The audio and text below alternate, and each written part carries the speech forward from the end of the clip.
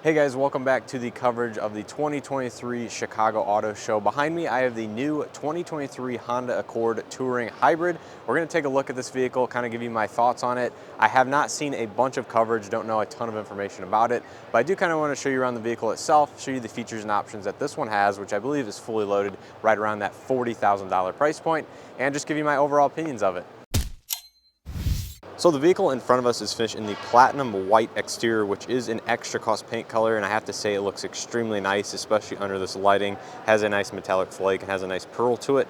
But up front you will find full LED lighting with this generation Accord. So you have LED reflector headlights, daytime running lights, and turn signals.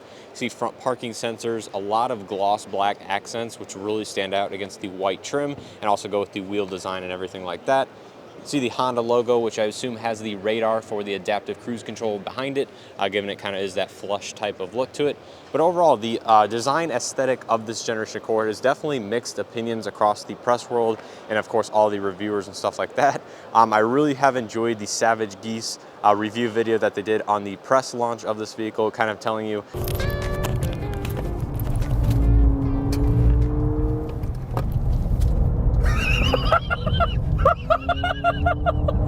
Just like my grandpa on the toge in his 6-gen Accord. Now I'm just picking up where he left off, Jack. You fucking maniac. Send me off. Drive me off the hill. that is a kind of an AI generated design. I have to admit, it is fairly, I don't want to say bland is the right word, but it's definitely very unassuming, if you will, in terms of the design language, especially coming from the previous generation Accord, which definitely stood out and had a nice sporty athletic vibe to it. This one has definitely dialed back the design. Now, of course, this one is riding on very handsome 19-inch machine/gloss black wheels, 235/40 19-inch Michelin Primacy all-season tires. So a very nice, high-quality tire, in my opinion. Nice to see Michelin's on the vehicle. You can see the kind of gloss black design continues on from the front bumper around the side of the vehicle and then onto the rear as well. There is a nice, crisp body line that kind of runs along the belt line of the window trim or just below it there. Just kind of the single body line and then a very small, hint, subtle one down below on the door panels, but overall very clean design. You have body color mirror caps with turn signal integration, blind spot detection, heated of course.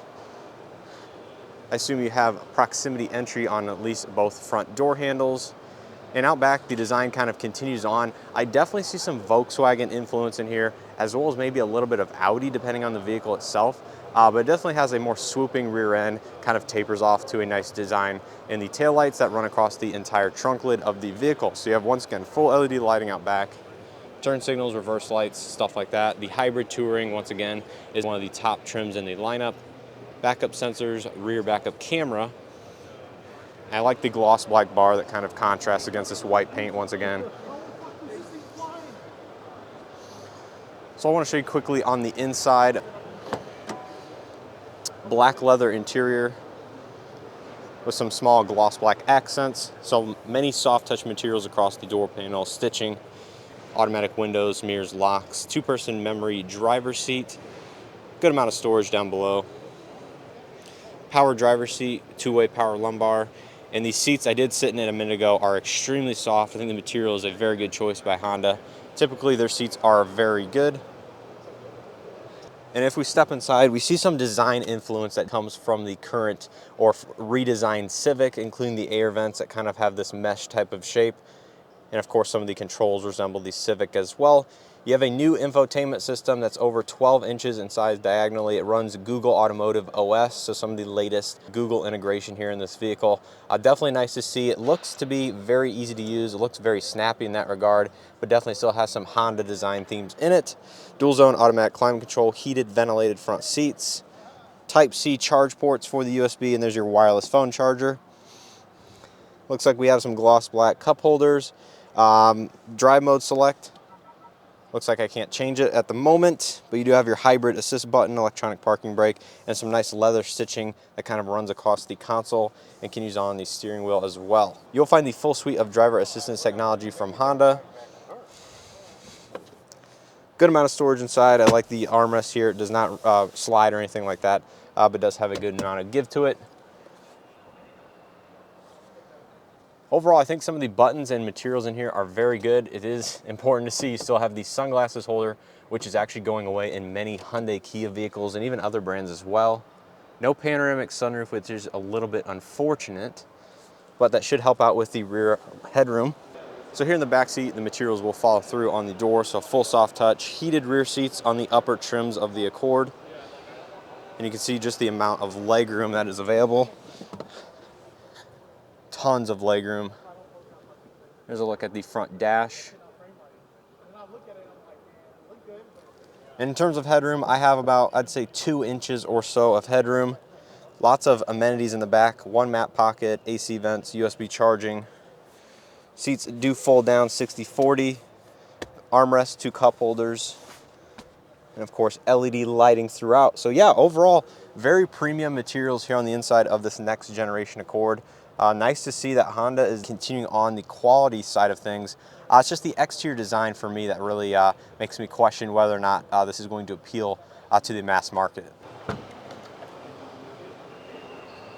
Looking at the trunk space, it looks like there's a very good amount of trunk space. Very wide opening. Once again, the seats do fold down. Storage underneath. Looks like there might be a spare tire under there as well. And wrapping it up here on the passenger front seats, most of the same power adjustments, no lumbar.